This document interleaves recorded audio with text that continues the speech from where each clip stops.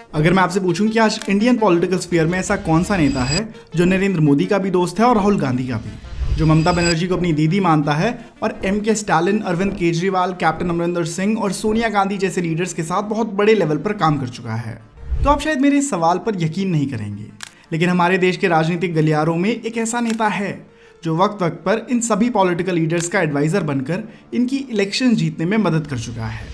मैं बात कर रहा हूं प्रशांत किशोर की, जो अब तक एक इलेक्शन स्ट्रैटेजिस्ट के रूप में कई इंडियन इलेक्शंस में हिस्सा ले चुके हैं। एक इलेक्शन स्ट्रैटेजिस्ट का काम होता है डेटा का इस्तेमाल करके ये प्लान करना कि इस बार उनके नेता को किस तरह लोगों के सामने लाया जाए, किस तरह के मुद्दे उठाए जाएं और किन मुद्दों पर वोट्स मांगी जाएं। जो व्यक्ति इस सब प्लानिंग को सबसे बेहतर ढंग से कर पाता है उसी को इलेक्शन स्ट्रैटेजिस्ट कहते हैं। और इत्तेफाक से प्रशांत किशोर देश के सबसे अच्छे इलेक्शन स्ट्रैटेजिस्ट माने जाते हैं, जिन्होंने 2014 में नरेंद्र मोदी को लोकसभा चुनाव जीतने में मदद करी थी। तो आज के इस वीडियो में हम यही जानेंगे कि आखिर प्रशांत किशोर एक इलेक्शन स्ट्रैटेजिस्ट बने कैसे, और फिर कैसे नरेंद्र मोदी ने उन्हें अपने साथ काम करने के लिए अमेरिका से बुलाया, कैसे उन्होंने 2014 इलेक्शंस में मोदी के नाम को घर घर पहुंचाया, और फिर कैसे उनको एक वक्त पर मोदी से अपना रास्ता अलग करना पड़ा, और कैसे आज प्रशांत किशोर बिहार के ग्राउंड पर जाकर बिहार की फ्यूचर पॉलिटिकल डेस्टिनी को बदलने की तरफ मेहनत से काम कर रहे हैं। तो आइए let's unveil the story of the mastermind of Indian politics, Prashant Kishor. ये कहानी शुरू होती है बिहार के बक्सर जिले से, जहां बड़े होते हुए प्रशांत किशोर पढ़ाई में कम और दूसरी चीजों में ज्यादा ध्यान देते थे। प्रशांत के पिता डॉक्टर थे और वो शुरू से ही प्रशांत पर पढ़ाई के लिए खासा जोर देते थे। तेज दिमाग था, इसलिए कम पढ़ाई में भी अच्छे मार्क्स ले आते थे। मैथ्स इनकी बचपन से ही बड़ी मजबूत थी और यही सब्जेक्ट इन्हें सबसे ज़्यादा पसंद भी था। नंबर्स का जोड़ घटाव करना इन्होंने अपनी ज़िंदगी के अर्ली ईयर्स में ही सीख लिया था और यही आगे चलकर इनके काम भी आने वाला था। 12th के एग्जाम्स दिए तो मैथ्स का रिजल्ट ऐसा आया कि सब देखते रह गए। 150 में से 148 मार्क्स लाकर प्रशांत ने खुद को और दूसरों को ये साफ दिखा दिया था कि इनकी मैथ्स में अंडरस्टैंडिंग एक्स्ट्रा ऑर्डिनरी है। यहाँ पर इनके पिता ने इन्हें वही traditional route of education follow करने को कहा जो आमतौर पर हर इंडियन स्टूडेंट को कहा जाता है कि जेईई देकर इंजीनियरिंग करो और फिर सिविल सर्विसेज का एग्जाम निकालकर सिविल सर्विसेज ज्वाइन करो। प्रशांत के ऊपर प्रेशर तो था, लेकिन वो प्रेशर को डिफ्लेक्ट करना भी बखूबी जानते थे। उन्होंने तय करा कि वो इंजीनियरिंग ना करके दिल्ली यूनिवर्सिटी जाकर स्टैटिस्टिक्स की पढ़ाई करेंगे। इससे उनका कोर्स थोड़ा आसान भी होगा और साथ ही वो दिल्ली जाकर एक नई दुनिया देख सकेंगे। फिर प्रशांत किशोर दिल्ली आए, यूनिवर्सिटी में एडमिशन भी लिया, लेकिन फिर कुछ ही वक्त में जब उनकी तबीयत खराब हुई और उनका यहाँ इंटरेस्ट भी कहीं गायब होने लगा, तो यूनिवर्सिटी की पढ़ाई बीच में ही छोड़कर वापस बिहार चले गए। बिहार आकर अगले 3 साल तक प्रशांत ने अपनी पढ़ाई में गैप ले लिया। इस वक्त को प्रशांत याद करते हुए बताते हैं कि ये उनकी जिंदगी का एक बड़ा ही कठिन दौर था, जहाँ उनका अक्सर अपने पिता के साथ मतभेद होता रहता था और वजह थी उनकी ग्रेजुएशन, जिसे वो छोड़कर आ गए थे।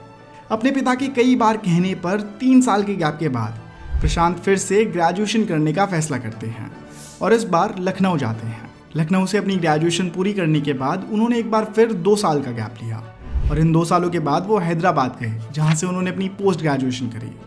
ये तो थी उनकी स्टूडेंट लाइफ, लेकिन अब उनका प्रोफेशनल जीवन शुरू होने वाला था, जो कि इस कहानी को अब और भी इंटरेस्टिंग बनाएगा। पोस्ट ग्रेजुएशन के बाद प्रशांत किशोर यूनाइटेड नेशंस की इंडियन विंग में जॉब पाते हैं और यूनाइटेड नेशंस को ज्वाइन कर लेते हैं। यहाँ जॉब पाकर यंग प्रशांत किशोर को जब मौका मिला कि वो बिहार जाकर पोलियो वैक्सीन के प्रोग्राम को ओवरलुक करें और वहाँ के ऑपरेशंस को मैनेज करें, तो प्रशांत किशोर ने झट से हाँ कह दिया और एक बार फिर बिहार आ गए। हम मिस्टर किशोर की कहानी में आगे भी कई बार देखेंगे कि इनका बिहार से जाने का और वापस बिहार लौट कर आने का सिलसिला यूं ही चलता रहेगा। बिहार आकर उन्होंने यूनाइटेड नेशंस के पब्लिक हेल्थ प्रोग्राम में काम करा, जहां इनकी मुलाकात इनकी फ्यूचर वाइफ जानवी दास से भी हुई, जो कि एक डॉक्टर थी और वहां मेडिकल प्रोग्राम में हिस्सा लेने आई थी। स्ट्रैटेजी और मैनेजमेंट में प्रशांत बहुत अच्छे थे, इसलिए सिर्फ 2 साल तक उनके बिहार में किए गए काम से उनके सीनियर्स इतने इम्प्रेस हुए कि उन्हें यूनाइटेड नेशंस के दिल्ली ऑफिस में काम करने के लिए बुला लिया। ये यूनाइटेड नेशंस का इंडिया कंट्री ऑफिस था और यहाँ आना किसी के भी लिए एक बहुत बड़ी उपलब्धि मानी जाती है। यहाँ पर भी अच्छा काम किया तो इनकी अगली पोस्टिंग हुई यूनाइटेड नेशंस हेडक्वार्टर्स में। यूएन हेडक्वार्टर्स में काम करने के लिए प्रशांत अपने परिवार सहित अमेरिका के न्यूयॉर्क शहर जाकर रहने लगे। यहाँ आकर प्रशांत किशोर की जिंदगी में पूरी तरह से स्टेबिलिटी आ गई थी। यहाँ उनकी फैमिली थी, वो अच्छे पैसे कमा रहे थे और साथ ही यूएन में एक डिप्लोमैट भी बन गए थे। एक आम नौजवान को भला इससे ज़्यादा और क्या ही चाहिए होगा, लेकिन प्रशांत किशोर का काम करने का तरीका कुछ अलग था। यूएसए में रहते हुए प्रशांत को फील होना शुरू हुआ कि कि उनकी ऑफिस जॉब अब उन्हें ज़्यादा एक्साइट नहीं कर रही और वो सेम जॉब से बोर होने लगे हैं। इसीलिए उन्होंने अपने सीनियर्स को कहा कि वो एक फील्ड जॉब करना चाहते हैं जहां वो ग्राउंड पर जाकर स्ट्रैटेजी और एग्जीक्यूशन पर काम कर सकें। इसी के चलते फिर उनकी डेस्क तक एक ऑफर पहुंचा। अब उन्हें अफ्रीका की एक वेस्टर्न कंट्री में जाना था और वहां ग्राउंड पर काम करना था। प्रशांत किशोर ने इस अपॉर्चुनिटी को भी हाँ कहा और अफ्रीका पहुंच गए। कुछ वक्त यहाँ काम करा और जब ये काम भी पूरा हो गया तब इन्होंने अपने भारत देश की गुजरात स्टेट पर मैल न्यूट्रिशन से जुड़ा एक रिसर्च पेपर लिखा। इस रिसर्च पेपर में इंडिया की सबसे डेवलप्ड स्टेट्स का क्रिटिसिज्म लिखा हुआ था कि किस तरह देश की सबसे डेवलप्ड स्टेट्स में भी मैल न्यूट्रिशन कंट्रोल नहीं हो पा रहा है। जब प्रशांत का ये पेपर पब्लिश हुआ तो स्वाभाविक सी बात थी कि गुजरात के कुछ लोगों ने भी ये पेपर पढ़ा और यहीं पर प्रशांत किशोर की लाइफ स्टोरी का सबसे बड़ा ट्विस्ट आने वाला था। इनका लिखा हुआ ये पेपर उस वक्त के गुजरात के चीफ मिनिस्टर नरेंद्र मोदी पढ़ते हैं और जिस तरह से ये पेपर लिखा हुआ था उससे प्रभावित होकर इस रिसर्च पेपर के राइटर की खोज करते हैं। यहीं से नरेंद्र मोदी और प्रशांत किशोर के बीच की बातचीत की शुरुआत होती है। मोदी प्रशांत किशोर से कहते हैं कि भाई अगर आप वाकई में बदलाव लाने की सोच रखते हैं तो शिकायत क्यों करते हो, मैं आपको गुजरात में आकर काम करने के लिए इन्वाइट करता हूँ, आप आइए और गुजरात में आकर ग्राउंड पर काम कीजिए। यहीं पर प्रशांत किशोर जो अब तक एक वेल सेटल जिंदगी जी रहे थे, यूएन के डिप्लोमैट बन गए थे, वो अपनी जिंदगी की सबसे लंबी लीप ऑफ फेथ लेने वाले थे।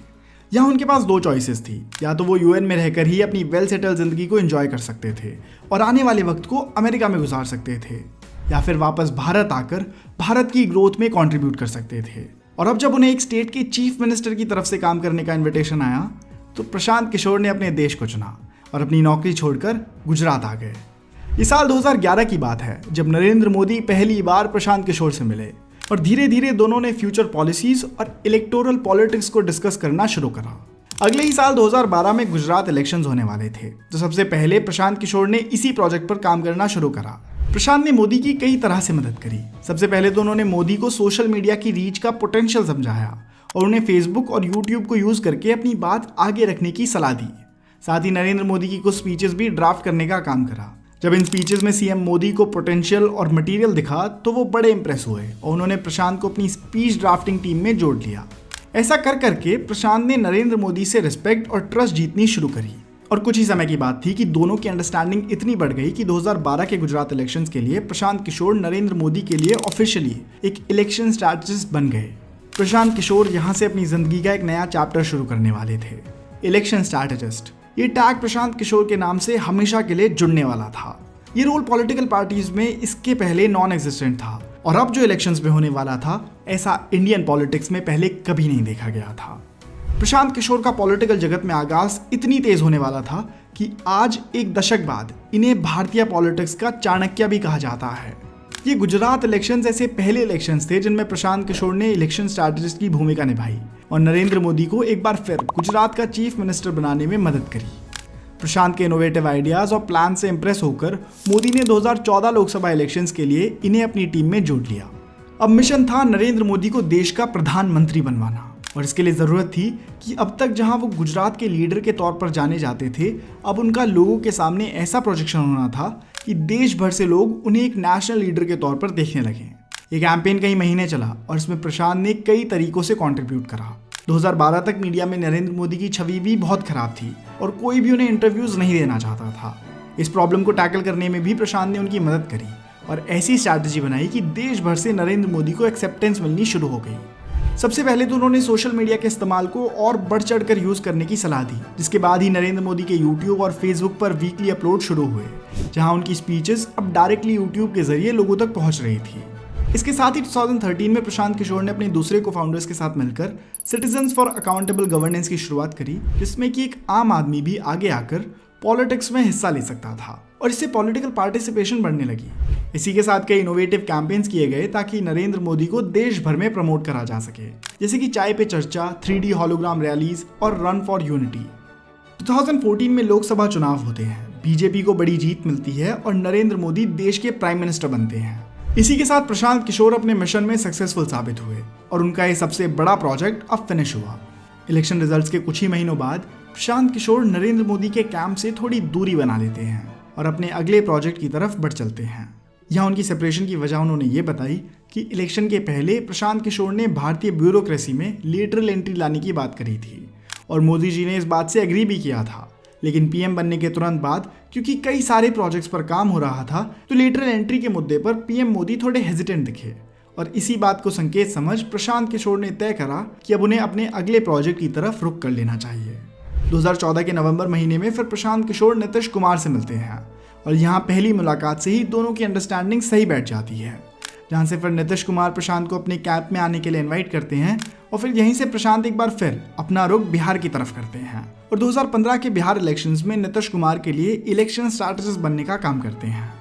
प्रशांत किशोर की ग्राउंड की समझ और इलेक्शंस की समझ इतनी ज़्यादा थी कि उन्होंने नीतीश कुमार को ये इलेक्शन जीतने में मदद करी और फिर नीतीश कुमार ने सीएम बनने के बाद प्रशांत किशोर को adviser for planning and programme implementation बना दिया। इस पोजीशन पर आकर अब प्रशांत किशोर पहली बार किसी सरकार में रहकर काम कर रहे थे। यहाँ रहकर उन्होंने बिहार की राजनीति को और गहरे ढंग से समझा। उनको समझ आया कि कैसे एक आइडिया और इम्प्लीमेंटेशन के बीच कई लेयर्स होती हैं और कोई भी पॉलिसी डिसीजन लेने पर कितने डाइवर्स तरह के रिस्पॉन्स लोगों से मिलते हैं। अगले 2 सालों तक बिहार में ही काम करा और फिर वो अपने अगले इलेक्शन स्ट्रैटेजी के प्रोजेक्ट पर चले गए। अगले कुछ सालों में कैप्टन अमरिंदर सिंह, जगन मोहन रेड्डी, अरविंद केजरीवाल, ममता बनर्जी और एमके स्टालिन के साथ प्रशांत किशोर ने एक इलेक्शन स्ट्रैटेजिस्ट के रूप में काम करा और इन सभी पॉलिटिशियंस को इनके स्टेट इलेक्शंस में जीत दिलाने में मदद करी। इन सभी प्रोजेक्ट से प्रशांत ने करोड़ों रुपयों की संपत्ति कमा ली थी और अब वो अपनी जिंदगी के अगले चैप्टर में जाना चाहते थे। 2021 के तमिलनाडु इलेक्शंस के बाद प्रशांत किशोर ने ये अनाउंस करा कि अब वो एक इलेक्शन स्ट्रैटेजिस्ट का काम क्विट कर रहे हैं। 2011 से 2021 तक प्रशांत किशोर इंडिया में रहे, अलग अलग स्टेट्स में पॉलिटिक्स की हाईएस्ट लेवल पर ऑपरेशंस देखे, जगह जगह जाकर लोगों की समस्याएं सुनी और उन्हें समझने की कोशिश करी। जब वो पॉलिटिशियंस की इलेक्शन जीतने में मदद करते थे तो वो पाते थे कि जितना काम इलेक्शन के वक्त होता है वही नेता जिसे उन्होंने जिताने में मदद करी है वो बाद में कंप्लेसेंट हो जाता है और ग्राउंड पर ज़्यादा कोई बदलाव नहीं आता। और इलेक्शंस में अक्सर नेता तो जीत जाता है लेकिन इस सब के बीच हार जाती है जनता, जहाँ साल दर साल उन्हें सिर्फ झूठे वादे मिलते हैं। और ये समस्या प्रशांत किशोर की होम स्टेट बिहार में तो और ज़्यादा गंभीर है। बिहार आज देश का सबसे पिछड़ा राज्य माना जाता है। बिहार आज डेवलपमेंट के मैट्रिक्स पर सबसे पिछड़ा राज्य है और पिछले कितने ही दशकों से यहाँ के नेताओं ने यहाँ की पब्लिक को लूट कर अपनी जेबें भरी हैं और इंफ्रास्ट्रक्चर के मायनों में यहाँ कोई काम नहीं हुआ है। जब प्रशांत किशोर को ये प्रॉब्लम बिल्कुल करीब से दिखी तो उन्होंने तय करा कि वो खुद ही इसका जिम्मा उठाएंगे और अपनी आगे की पूरी जिंदगी बिहार को आगे बढ़ाने की तरफ डेडिकेट कर देंगे। यहीं से इन्होंने जन स्वराज की शुरुआत करी जो आगे चलकर बिहार की एक पॉलिटिकल पार्टी बनेगी। अभी प्रशांत किशोर बिहार की पदयात्रा पर हैं जहां वो गांव-गांव जाकर अपना मैसेज लोगों तक पहुंचा रहे हैं और उन्हें उनकी वोट की इंपॉर्टेंस को लेकर जागरूक कर रहे हैं। आज बिहार का नौजवान रोजगार ढूंढने के लिए दूसरे स्टेट्स में जाकर काम करता है, जिससे बिहार के गांवों में नौजवानों की संख्या काफ़ी कम है और उनका परिवार पीछे छूट गया है। इसी बिहार के टैलेंट को बिहार में वापस लाने की तरफ और बिहार की ग्रोथ स्टोरी से जोड़ने के प्रयास में प्रशांत किशोर लगे हुए हैं। हमें पूरी उम्मीद है कि अगर प्रशांत किशोर के पास बिहार में पॉलिटिकल पावर आएगी तो वो ज़रूरी बिहार के ऊपर से पिछड़े हुए राज्य के टैग को हटा देंगे। आपका प्रशांत किशोर के ऊपर क्या ओपिनियन है हमें कमेंट्स में ज़रूर बताइएगा। और अगर आप ऐसी वीडियो पहली बार देख रहे हैं और ऐसी और वीडियोस देखना चाहते हैं तो दोस्तों इस चैनल को सब्सक्राइब कर लीजिए क्योंकि मैं आपके लिए ऐसी वीडियोस लाता रहूँगा। धन्यवाद।